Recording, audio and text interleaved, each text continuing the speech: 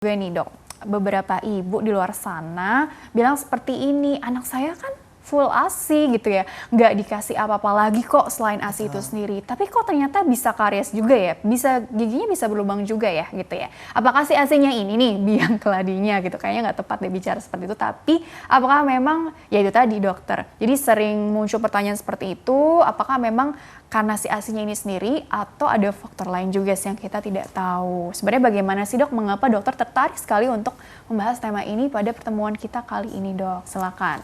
Oke, baik. Jadi tidak bisa dipungkiri bahwa ASI itu merupakan nutrisi yang terbaik untuk anak-anak kita ya. Dan adapun manfaat dari ASI itu sendiri, yang pertama itu sebagai pelengkap nutrisi, lalu yang kedua itu sebagai memberikan sistem imun atau kekebalan tubuh bagi bayi, dan juga dapat mengoptimalkan pertumbuhan dan perkembangan dari bayi itu sendiri, terutama pada gigi dan rahangnya. Jadi, tapi ASI itu tentunya memiliki kandungan-kandungan, salah satunya itu adalah gula susu. Gula susu. Yang bisa kita sebut juga dengan laktosa. Jadi laktosa itu merupakan karbohidrat yang juga bisa diproses oleh bakteri penyebab karies, sehingga dapat menyebabkan gigi berlubang. Meskipun laktosa ini tidak semudah sukrosa, gula-gula sukrosa yang kita biasa temukan di susu formula atau di makanan-makanan yang manis dalam pengaruhnya terhadap pembentukan karies.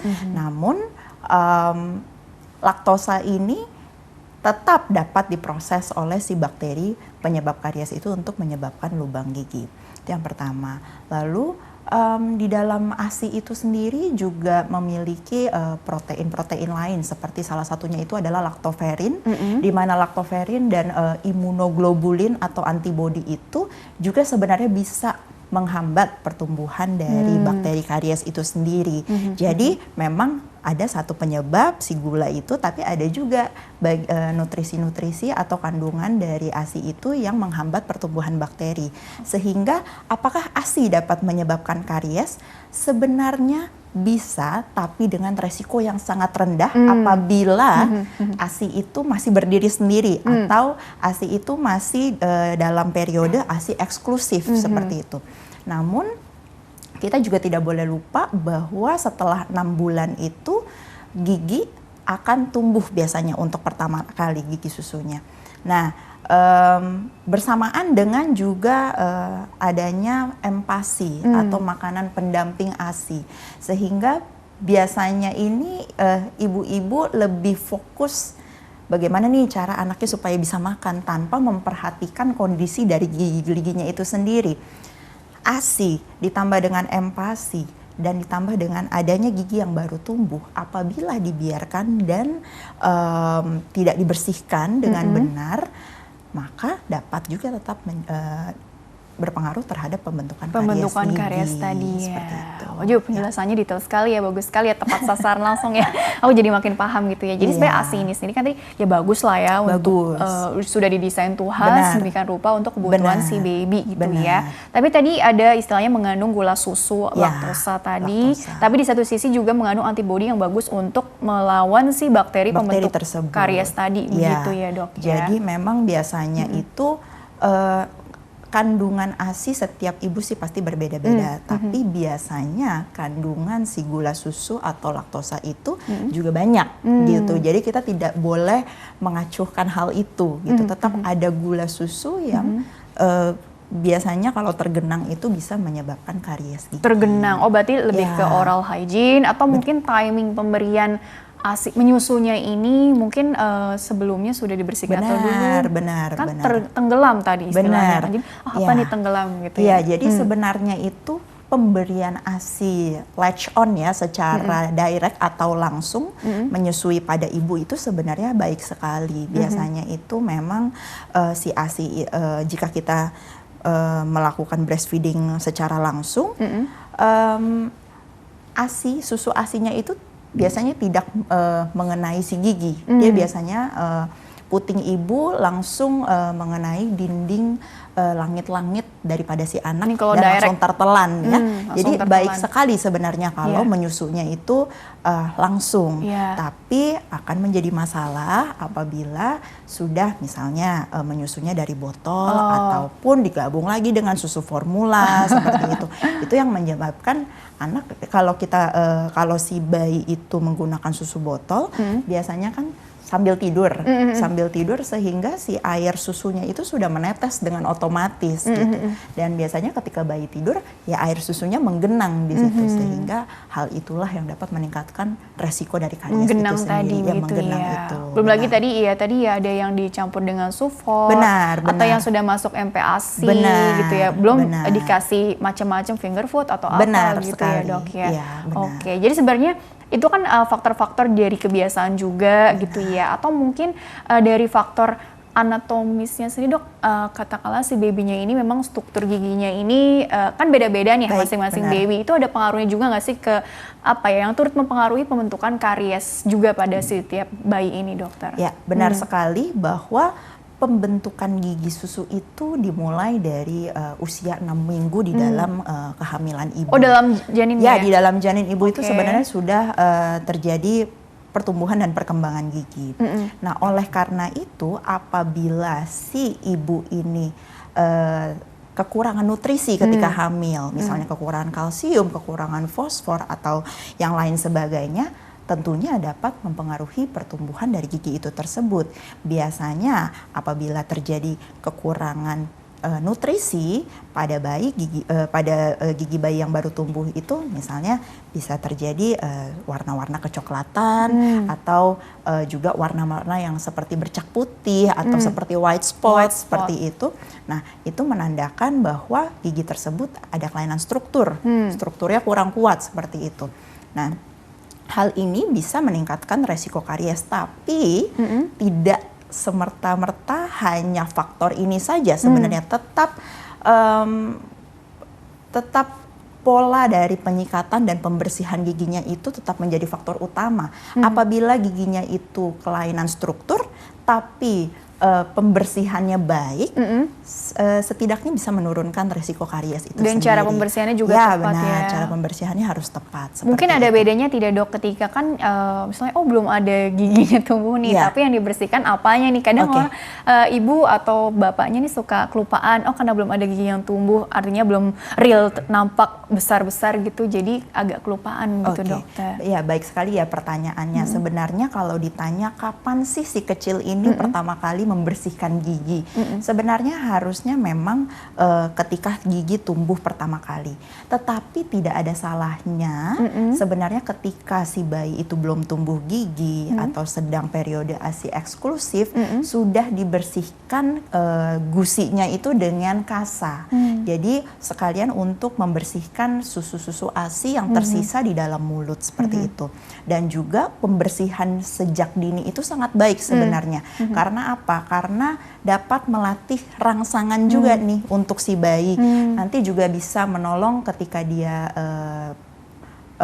mengkonsumsi empasi, jadinya dia sudah terbiasa ada stimulasi di dalam rongga mulutnya seperti itu. Oke. Jadi lebih baik memang ketika memang belum ada gigi juga sudah dibersihkan dengan kasa yang dibasahi oleh air matang. Oh, baik, kasa yang sudah dibasahi Iya, dengan air matang ya. iya. Jadi bagus ya untuk stimulus Baik. untuk rongga-rongga mulutnya. Jadi dan ketika nanti dia sudah diberikan MPASI, dia Iya. udah bisa nanti belajar mengunyah lah Benar. atau mengemut segala macam Iya, gitu ya, Dok iya, ya. benar. Oke. Jadi sebenarnya begini, Dokter. Tadi kan banyak juga yang kurang paham juga terbentuknya karies, ternyata prosesnya seperti itu gitu ya. Tapi apakah memang selalu ditandai dengan tadi dokter bilang misalnya white spot atau bagaimana? Karena ada juga yang nggak ada white spot tapi tahu-tahu sudah misalnya berlubang gitu ya, Dok ya. Jadi sebenarnya paling banyak ini dialami oleh usia-usia berapa sih kalau kita bicara, apakah memang bayi atau anak-anak usia berapa tahun gitu, sehingga kita nanti perlu pembahasannya ini perlu dikelompok-kelompokkan juga nggak sih berdasarkan faktor resiko per kelompok usia tadi, Dokter? Oke, baik. Jadi memang proses karies itu sebenarnya awalnya itu dari white spot. Tapi white spot itu memang kadang tidak dikenali oleh mata orang awam seperti itu. Karena memang memang biasanya pun kalau di dokter gigi white spot itu bisa terlihat kalau kita sudah mengeringkan si gigi tersebut. Jadi kalau dalam kondisi basah biasanya tidak terlalu terlihat. Hal itulah yang biasanya membuat orang tua agak telat ya untuk membawa si kecil itu ke dokter gigi seperti itu. Nah, karies itu bisa ditemukan pada usia berapa? Untuk sekarang ini sih apalagi pada bayi-bayi yang baru tumbuh, terus pembersihan giginya tidak baik, itu bisa ditemukan bahkan pada usia 7-8 bulan itu sudah bisa ditemukan seperti 7 itu. bulan ya? Ya, dan yang paling banyak itu datang sih sebenarnya 1 tahun atau 1,5 tahun. Datang karena giginya baru tumbuh tapi kok udah gerepes ya dok, biasanya seperti itu, gripis gitu, bahasanya itu gripis seperti itu. Nah memang jadi banyak sekali sih, memang sampai usia 2 tahun juga padahal giginya misalnya belum lengkap, baru gigi depan seperti itu, tapi kok udah rusak semua seperti itu banyak sekali ditemukan. Agak sayang ya, tapi itu kalau dievaluasi lagi tadi bisa jadi karena yang tadi tuh tidurnya apakah tadi penggunaan botol atau mungkin ada kebiasaan-kebiasaan nanti perlu dievaluasi bersama dengan orang tuanya juga begitu ya. Oke dokter, kita jeda dulu sebentar, nanti dilanjutkan kembali di segmen selanjutnya untuk lebih detail lagi ya. Iya, baiklah pemirsa, jangan kemana-mana, tetaplah bersama kami akan kembali sesaat lagi.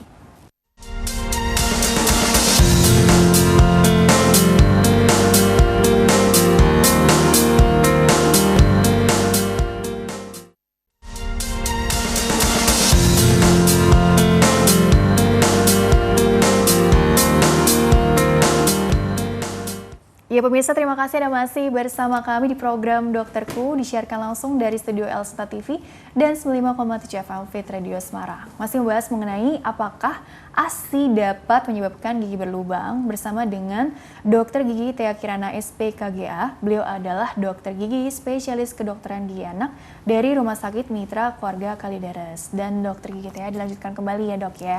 Jadi mendengar penjelasan dokter di segmen sebelumnya kan mengatakan bahwa usia 7 bulan misalnya ya, itu juga sudah ada loh kasusnya yang kesannya cepet ya gitu ya. Jadi sebenarnya kan kalau kita lihat lagi, kembali lagi riwayatnya seperti apa sih. Nah mungkin juga pasti kan ditanya-tanya ibu atau bapak cara membersihkan gigi si putra-putrinya, si babynya ini bagaimana gitu, sudah tepat atau belum. Oh begini-begini, pastikan cerita ya dok ya. Sebenarnya untuk penanganan atau pembersihan atau perawatan lah ya, perawatan rongga mulut, area gigi gusi sekitarnya yang dimiliki oleh si baby ini, bagaimana, mulai usia berapa, dengan cara yang tepatnya seperti apa dokter? Oke, baik.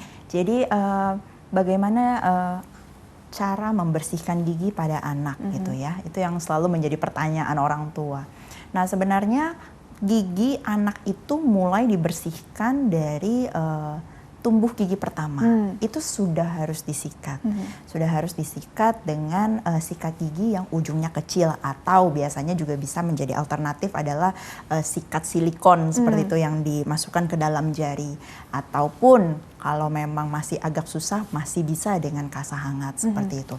Namun baiknya jika sudah muncul gigi pertama itu, langsung dilakukan pengenalan penyikatan dengan sikat gigi dan menggunakan pasta gigi yang berfluoride. Nah ini juga bisa menjadi banyak pertanyaan orang tua ya. Anak saya kan belum bisa kumur, emangnya sudah boleh menggunakan pasta gigi berfluoride? Jadi memang sesuai dengan referensi yang ada, memang pasta gigi berfluoride itu boleh digunakan pada anak usia di bawah 3 tahun, namun dengan takaran yang benar.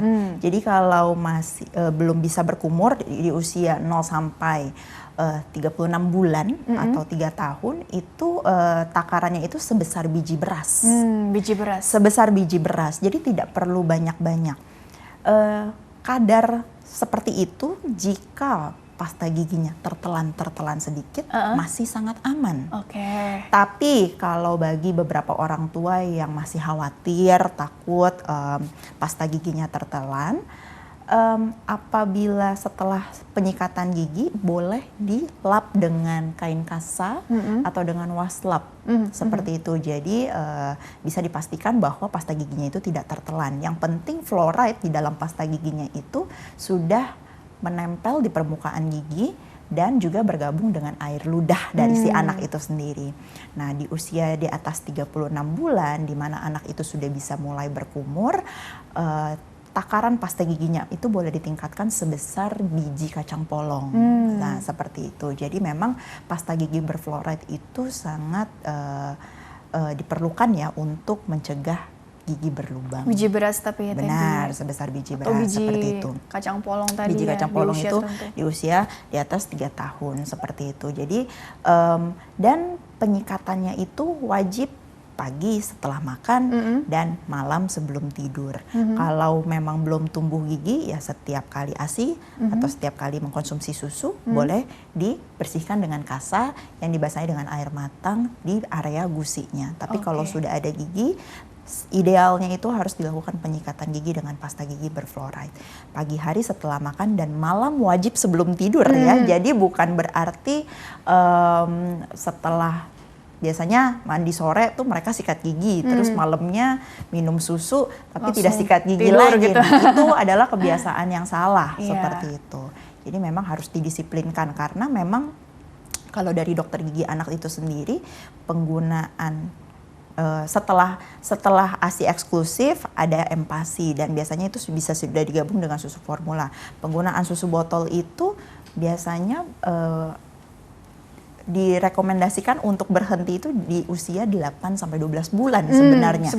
Sebenarnya. Jadi di atas 2 bulan itu sebenarnya sudah memang kalau ada orang tua yang ekstrim itu sudah tidak mau lagi menggunakan susu botol seperti itu karena memang dampak yang diberikan oleh si susu botol itu tidak baik ya apabila dibiarkan menggenang apalagi pada anak-anak seperti itu. Tapi sebenarnya yang tadi fluoride itu sendiri ya itu bagus untuk mencegah gigi berlubang ya dok ya. Kan selalu kita baca seperti itu ya. Tapi kalau berlebihan juga tidak bagus juga. Benar. Jadi kalau berlebihan itu juga bisa menyebabkan kondisi-kondisi misalnya yang lokal di gigi itu bisa menyebabkan fluorosis. Jadi kelebihan fluor di dalam gigi. Ya sehingga giginya itu malah menjadi jadi terlihat rapuh, warnanya kecoklatan seperti itu. Nah, dan ada juga dampak-dampak lain seperti bisa menyebabkan pengaruh toksik pada perkembangan otak anak seperti itu. Iya itu menurut penelitian-penelitian kan begitu ya literaturnya begitu ya. Jadi ini sekedar informasi saja sih. Tapi untuk yang tadi membersihkannya juga harus tepat caranya. Jadi kan tadi walaupun belum tumbuh gigi tapi tadi perhatikan gusi, langit-langit, lidah. Jadi semua rongga dan mulut ini. Semua rongga mulut. Ya, jadi seperti itu. Jadi memang kadang juga kita bisa memberikan rekomendasi ke orang tua kan kadang-kadang dok tapi anak saya tengah malam itu pasti masih terbangun ya mau minta susu gitu. Sebenarnya memang ketika usia di atas 6 bulan ketika si bayi sudah mengkonsumsi empasi itu susu itu bukan lagi menjadi kalori utama sebenarnya sehingga bisa diusahakan bahwa sebelum tidur itu biasanya 2 jam sebelum tidur itu si anak sudah mengkonsumsi makanan utama. Jadi jangan makan malamnya itu hanya biskuit, hanya pisang seperti itu sehingga si anak itu akan terbangun dan kelaparan lagi di tengah malam. Jadi biasanya 2 jam sebelum tidur bisa dikasih makanan padat gitu, lalu nanti 1 jam sebelum tidur jika mau diberikan susu lagi tidak apa-apa, tapi tetap harus dibersihkan. Nah, tapi memang kalau kondisi nutrisi pada anak ini kita juga harus berkolaborasi dengan dokter spesialis anak. Kita sebagai dokter gigi anak juga tidak bisa hentikan susu tengah malam seperti itu. Tergantung dari kondisi si anak itu sendiri. Kalau terburuknya memang misalnya masih memerlukan nih susu di tengah malam.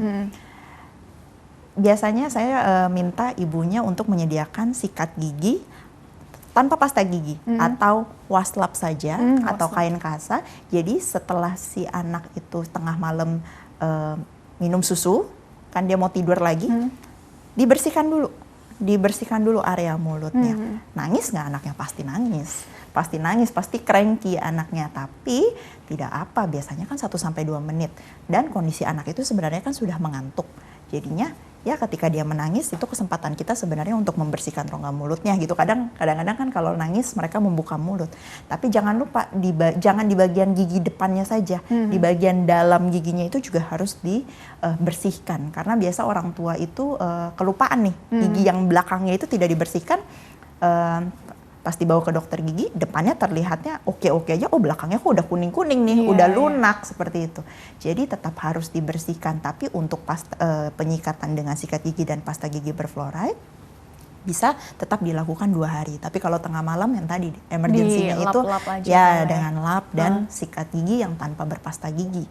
Karena yang memang kita mau dapatkan itu adalah pengelapan dari giginya itu sendiri, penyekaan giginya itu sendiri untuk membersihkan susu-susu yang tersisa seperti itu. Kalau untuk apa ya yang dibantu secara natural gitu dok, misalnya si anak ini udah bisa kumur-kumur pakai air putih atau mungkin air putih garam, misalkan ada juga ya yang sering bertanya seperti itu, atau mungkin makan buah apa yang bisa istilahnya bantu self cleansing nih. Gitu ya.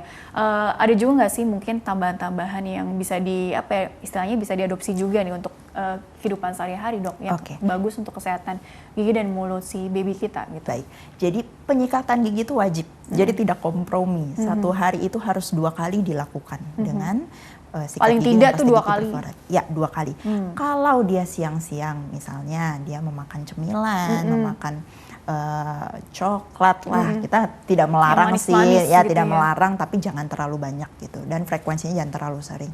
Itu idealnya sih memang menyikat gigi, tapi memang kalau sulit bisa dibantu dengan berkumur air putih supaya mengembalikan lagi kondisi di dalam rongga mulutnya seperti itu.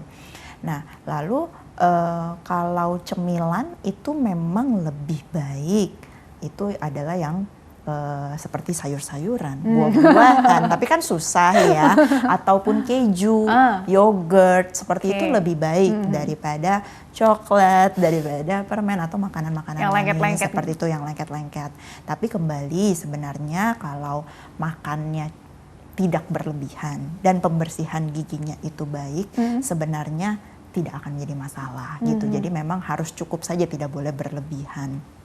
Dan biasanya pengaturan pola makan juga penting. Jadi janganlah kita memberikan cemilan yang terlalu sering atau cemilan di tengah-tengah waktu makan utama.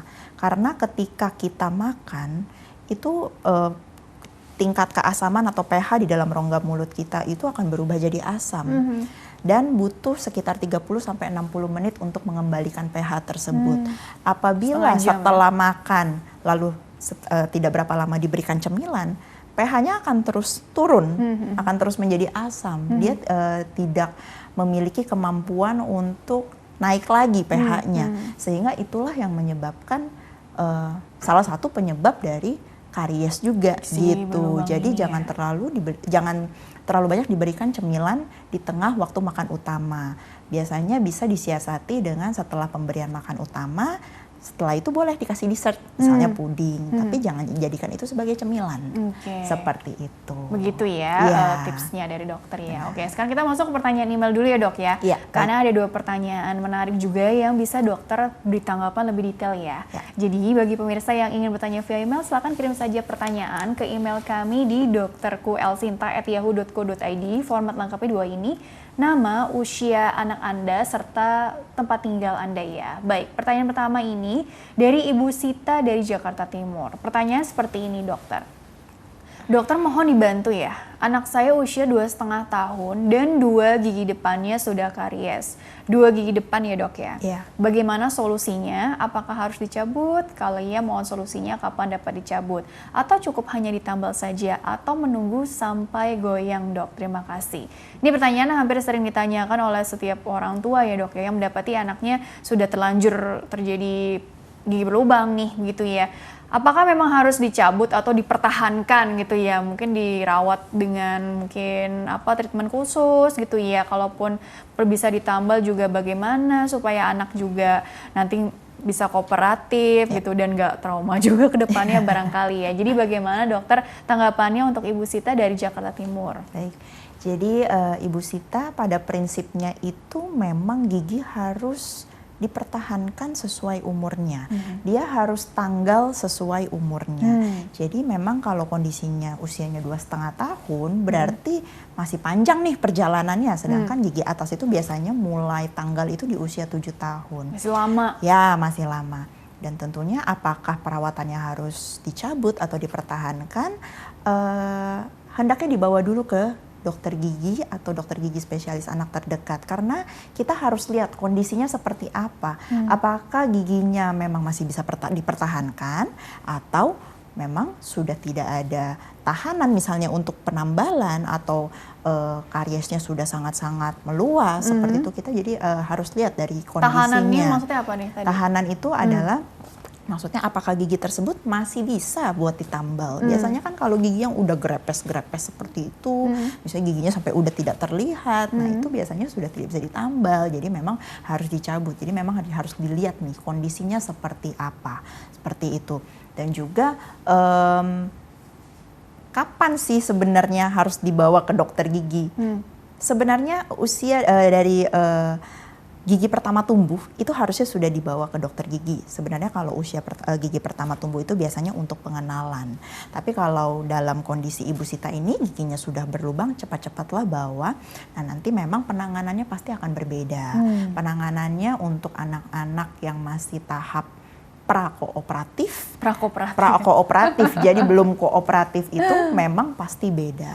Tapi dari kondisinya itu nanti kita akan bisa memberikan keputusan perawatan yang terbaik seperti itu. Jadi Ibu Sita selain membawa ke dokter gigi, tapi kebiasaan-kebiasannya itu juga harus diperbaiki. Misalnya kalau masih minum susu botol udah 2,5 tahun udah nggak boleh lagi dari DOT. Sudah harus didisiplinkan untuk melakukan penyikatan gigi seperti itu.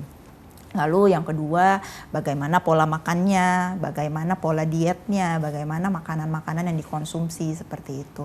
Dan yang paling penting itu adalah penyikatan gigi 1 hari 2 kali. Seperti itu. Tapi kalau untuk soal treatmentnya bagaimana harus dibawa dulu harus ya dok dibawa ya? ke dokter gigi. Dilihat secara langsung dulu ya. Benar, harus dilihat kondisinya seperti Nah itu. mungkin juga kan ini terkait masih pandemi COVID-19 gitu ya. Barangkali kan kita sering mendengar ya banyak ibu-ibu yang juga masih khawatir untuk atau cemas gitu, terlampau cemas tadi gitu ya, untuk membawa putra-putri mereka ke dokter gigi anak gitu ya. Barangkali mungkin juga ada tips tambahan juga nggak sih supaya tidak terlampau khawatir juga, karena kan kita harus lihat juga kondisi anak. Kalau semakin ditunda, khawatirnya nanti kariesnya semakin terbentuk, jadi ada dampak-dampak yang tidak mengenakan juga, dampak fisik ataupun psikis yang bisa ditimbulkan juga akibat gigi berlubang ini pada si anak kita ini, gitu dokter. Betul sekali. Jadi seperti ini, kondisi pandemi ini kita pun tidak tahu sampai kapan sebenarnya. Sampai sekarang itu masih tidak pasti. Jadi kalau mau ditunda, menurut saya sih bukan suatu keputusan yang baik ya, apalagi dalam kondisi giginya sudah berlubang. Karena gigi berlubang itu tidak akan dapat sembuh sendiri, seperti itu. Jadi kadang-kadang ada orang tua yang bertanya, dok gigi anak saya lubang tapi nanti saya sikatin deh pakai pasta gigi gitu. Itu tidak akan mengubah gigi yang sudah berlubang itu, tapi dengan penyikatan gigi dan penggunaan pasta gigi yang berfluoride itu dapat memperlambat si proses karies itu sendiri. Jadi kalau ditanya apa kiat-kiat bagaimana nih kalau lagi pandemi seperti ini dibawa ke dokter gigi?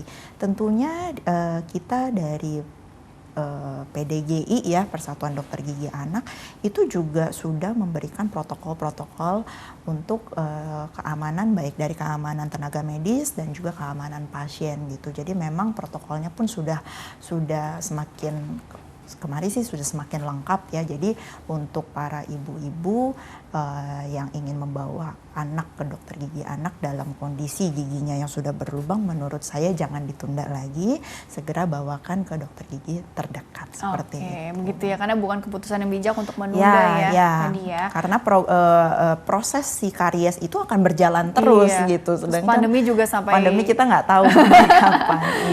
Belum bisa diprediksi gitu ya dok. Ya masih benar. masih menunggu masih jawaban. menunggu. Baiklah, ini Iya. sekarang pertanyaan selanjutnya dari Bapak Wahyu nih, dari Kuningan ya. Iya. Pertanyaan selanjutnya seperti ini dari Bapak Wahyu, Dok, anak saya baru 1 bulan yang lalu lahir dan dia ingin minum ASI terus. Bagus dong, tapi minumnya ini sering over katanya, sehingga jadi sering muntah ASI. Nah, jadi dok, apakah ini tidak apa-apa? Mungkin sarannya apa juga supaya tidak jadi gigi berlubang? Mungkin karena muntah, kondisinya ya itu tadi takut beresiko juga ya terhadap pembentukan karies gitu ya pada anak yang baru lahir. Oh, baru 1 bulanan nih dokter. Intinya ini preventif gitu ya dok ya. Terima kasih. Bagaimana tanggapannya untuk Bapak Wahyu dari Kuningan? Baik, jadi muntah ASI itu mungkin istilahnya gumoh ya. Istilahnya gumoh. Jadi memang gumoh ini sebenarnya salah satu tahap dari perkembangan si bayi sebenarnya. Dari proses penelanannya seperti itu. Jadi memang biasanya normal ditemukan. Tapi tentunya gumoh ini juga jangan sampai menjadikan si anak ini jadi kurang nutrisi.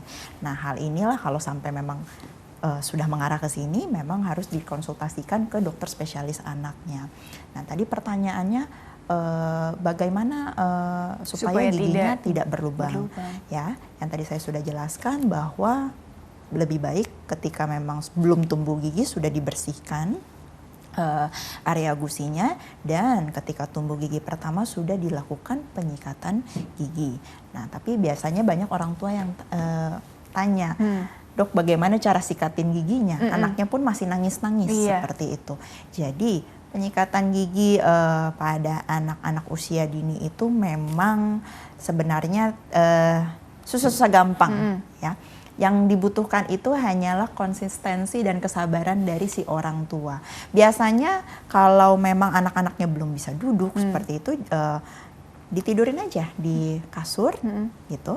Berbaring ya. Ayah dan ibunya berkontribusi ya. Jadinya biasanya si ayah yang memegang kaki dan tangannya si anak, lalu si ibu dari atas kepalanya itu sambil bibirnya diangkat sudah mulai penyikatan gigi gitu. Dan penyikatan giginya juga jangan keras-keras gitu, harus lembut. Terus penyikatannya juga memutar dari gusi ke gigi, dari gusi ke gigi seperti itu. Nah, anaknya nangis dok, anaknya nangis. Pasti nangis, namanya juga bayi gitu, pasti nangis. Mereka itu sebenarnya hanya merasa tidak nyaman, tapi bukan merasa sakit. Jadi kadang-kadang banyak orang tua yang bertanya, kalau saya paksa sikat gigi seperti itu, apakah membuat trauma buat anak-anaknya? Jadi tentunya banyak sekali faktor yang menyebabkan trauma pada anak. Kalau penyikatan gigi itu kan sebenarnya tidak menyebabkan rasa sakit, dia hanya tidak nyaman, tidak terbiasa. Jadi menurut saya nanti pada ada waktunya di mana anak itu nantinya akan mengerti, oh memang harus sikat gigi seperti itu. Jangan karena anak nangis, orang tua jadi nggak tega, jadi tidak disikat, giginya malah berlubang. Jadi saya selalu infokan kepada pasien-pasien saya bahwa harus diubah mindsetnya. Kalau kita tidak menyikat gigi anak dari dini, dari usia dini, lebih kasihan lagi nanti untuk kedepannya giginya berlubang. Kualitas hidup si anak pasti akan menurun. Mengenai dampaknya ini sendiri ya benar. Tapi kalau memang kita sudah konsisten, sudah istilahnya tega ya, tega untuk menyikati gigi anaknya dengan cara yang benar tentunya, bukan dengan kasar ya. Terus meskipun si anak itu belum bisa berkomunikasi, tapi si ibu juga sudah bisa memberikan pengertian, maaf ya dek, ibu mau bersihkan sebentar seperti itu, harusnya tidak ada masalah untuk di kedepan harinya. Gitu. Kalau untuk tips memilih sikatnya sendiri gitu ya, itu jadi ini soal juga nggak sih, artinya atau bebas saja sesuai dengan selera atau disesuaikan dengan perkembangan usia babynya juga? Ya baik, jadi memang kalau sikat giginya itu disesuaikan dengan perkembangan usia. Carilah kepala sikat yang sesuai dengan usianya, jangan yang terlalu besar, karena kalau yang terlalu besar bisa tidak bisa menggapai daerah-daerah yang di belakang. Dan bulu sikatnya pun harus halus. Baik, coba ditahan dulu dok, disapa dulu ya. Baik, halo. Halo. Dengan siapa di mana? Silakan. Halo. Iya, dengan siapa ibu di mana? Langsung saja pertanyaannya. Oh iya. Iya. Ini dokter, saya mau tanya, cucu saya usianya 6,5 tahun. 6,5 tahun. Oke. 6,5 tahun. Jadi ini giginya bolong-bolong dokter, di gusi, terus di gigi depan, yang atas 4 tuh udah hilang semua dok, tinggal ada hitam-hitamnya. Ompong gitu. Iya. Jadi aku ke dokter gigi, dia bilang nggak apa-apa bu, katanya nanti juga dia numbuh gitu. Numbuh itu nanti gigi susu, katanya nanti ganti semua. Sedangkan itu apa dokter? Baham itu apa sih ya? Gigi yang di dalam itu bolong. Gimana tuh dok? Ada yang ditanyakan dulu kepada Ibu Yeti seputar cucunya yang berusia 6,5 tahun dok? Saya rasa cukup sih. Oke, Saya bisa rasa langsung tanggapannya kalau begitu ya. Tadi Iya. giginya ompong segala macam. Terus juga tadi konsul ke dokter katanya oh nggak apa-apa, ini kan masih gigi susu, nanti akan tumbuh yang gigi permanennya di usia. Ini kan 6,5 tahun ya dok. Apa di Iya. usia 7 tahun ke atas atau bagaimana gitu? Bagaimana itu dokter? Baik. Jadi gigi susu itu diciptakan Tuhan pasti ada gunanya. Jadi kalau rusak pasti akan menyebabkan suatu dampak, suatu akibat yang tidak baik sebenarnya. Karena pertumbuhan gigi tetap itu sangat dipengaruhi oleh gigi susunya. Fondasinya ya dok? Ya, kondisinya. Karena memang gigi tetapnya itu, benih gigi tetapnya itu berada tepat di bawahnya si gigi susu itu sendiri. Apabila gigi susu itu tidak dirawat, lalu kariesnya besar sampai kadang-kadang timbul nanah seperti itu, tentunya akan memberikan dampak buat gigi tetap di bawahnya. Jadi kadang-kadang gigi tetapnya baru tumbuh kok udah ada coklat-coklat ya, kok strukturnya sudah jelek ya, seperti itu. Jadi perlukah gigi susu dirawat? Perlu sekali. Itu yang pertama. Yang kedua, apabila gigi susu itu dibiarkan, biasanya tuh memang ada tahap akut si anak sakit, lalu biasanya ada istirahatnya tuh, nggak sakit lagi, biasanya orang tua juga udah lupa, sudah lupa dan tidak dibawa ke dokter gigi. Nah, tapi proses infeksi karies itu akan terus berjalan sehingga lama-kelamaan makin gripis, si gigi itu sudah tidak bisa dipertahankan, harus dicabut. Nah, apa dampaknya kalau gigi tersebut dicabut tidak sesuai umurnya? Pasti ada dampaknya, yaitu gigi-gigi sebelahnya itu bisa maju, bisa tumbuh, mengisi ruang yang kosong. Nah, nanti pada saat gigi permanennya akan tumbuhnya itu tidak di jalurnya gitu, jadi di luar jalur, tidak pada tempatnya, seperti itu. Jadi memang buat para orang tua yang menanyakan apakah gigi anak di usia berapapun kalau berlubang perlu dirawat, nggak perlu. Kita tunggu aja sampai gigi susunya copot. Benarkah itu? Tidak benar. Jadi memang harus dirawat. Segeralah bawa anak Anda ke dokter gigi untuk dilihat kondisinya dan diberikan perawatan yang terbaik. Istilahnya perawatan apa dok? Bukan saluran akar ya dok ya? Kita harus lihat sih. Jadi memang kan karies gigi itu bukan berarti setiap karies gigi itu menyebabkan sakit gigi. Biasanya sudah menyebabkan sakit gigi itu kalau kariesnya sudah mengenai syaraf. Oh iya. Tapi kalau kariesnya masih seputar email, lapisan terluar gigi, itu biasanya belum sakit. Nah, pada kondisi itu juga biasanya orang tua juga tidak terlalu ngeh gitu pada kondisi gigi lubang anaknya, sehingga didiamkan dan disertai dengan misalnya pola penyikatan gigi yang belum baik, pola makan yang belum baik, ya maka prosesnya itu akan berjalan terus. Nah, apabila sudah mengenai syaraf, nanti bisa dilakukan perawatan syaraf seperti itu. Jadi kesimpulannya tetap harus dibawa ke dokter gigi anak, cucunya tadi ya Bu Yeti ya. Ya, karena memang di usia 6,5 tahun itu kan memang baru awal-awal giginya tanggal tuh biasanya. Gigi depan itu biasanya sudah tanggal. Tapi gigi-gigi geraham belakangnya itu masih tanggalnya itu kan di usia 9 sampai 11 tahun. Jadi masih panjang perjalanannya. Biasanya anak-anak yang gigi depannya habis, gigi belakangnya juga biasanya banyak kariesnya karena gigi belakang itu kan lebih sulit disikat. Jadi lebih meningkatkan resiko terhadap karies sebenarnya. Maka itu segeralah datang ke dokter gigi untuk dicek. Oke, baik dokter, kita jeda dulu sebentar. Nanti dilanjutkan di segmen terakhir ya dok ya. Iya, baiklah pemirsa, jangan kemana-mana, tetaplah bersama kami. Kami akan kembali sesaat lagi.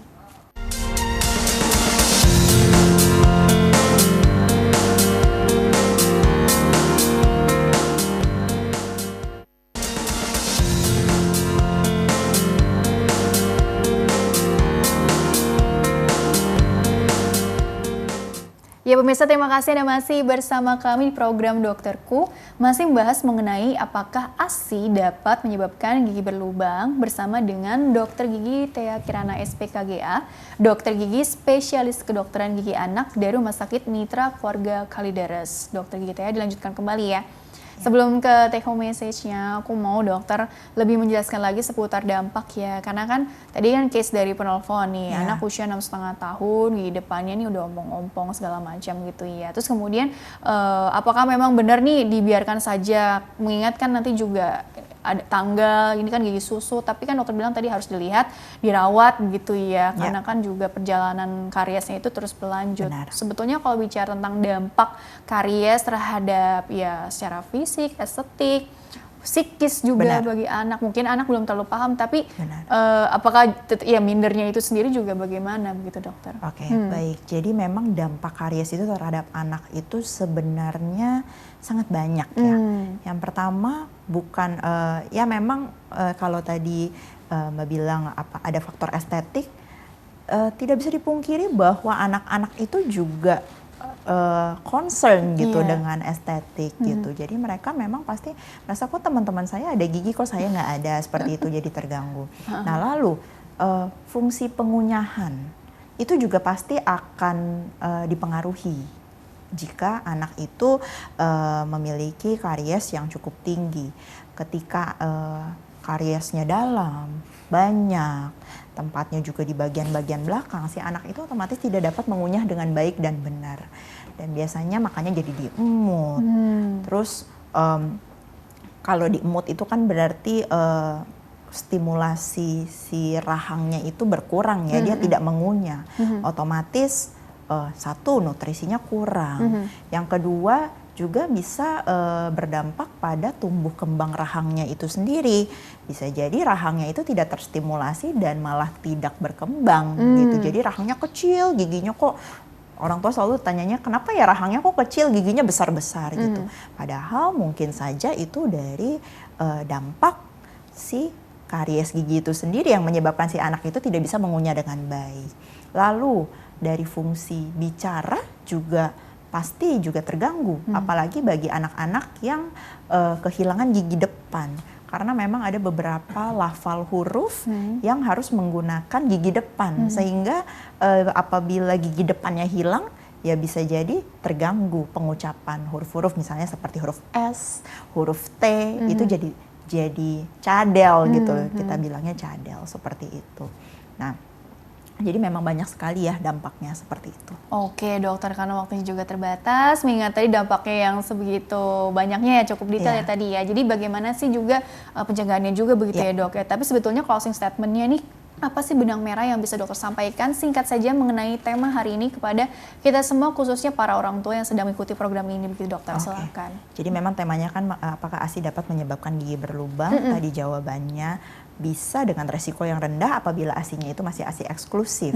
Namun ada faktor lain yang sangat berpengaruh terhadap terjadinya karies itu ketika anak masih mengkonsumsi ASI, yaitu ada makanan pendamping ASI. Itu yang harus diperhatikan. Jadi memang ketika anak belum tumbuh gigi, sudah harus dibersihkan dengan kain kasa. Anak sudah tumbuh gigi, sudah harus dibersihkan giginya dengan sikat gigi. Lalu bagaimanapun caranya harus konsisten. Orang tuanya harus disiplin dan konsisten. Ketika orang tuanya bisa tegas dan konsisten terhadap anaknya, pasti penyikatan gigi itu tidak menjadi sesuatu tindakan yang membuat trauma pada anak, seperti itu. Lalu kapankah anak diperkenalkan untuk dibawa ke dokter gigi? Itu biasanya di usia-usia ketika gigi baru tumbuh atau paling lambat 1 tahun. Baiklah dokter, terima kasih telah berbagi ilmunya di sini ya. Mudah-mudahan membawa banyak manfaat untuk orang banyak. Sukses selalu untuk dokter Thea ya. Baik. Iya, baiklah pemirsa, terima kasih juga Anda telah mengikuti program ini. Saya Rini Ayuning Tias beserta seluruh tugas mohon undur diri dari hadapan Anda. Sekian dan sampai jumpa.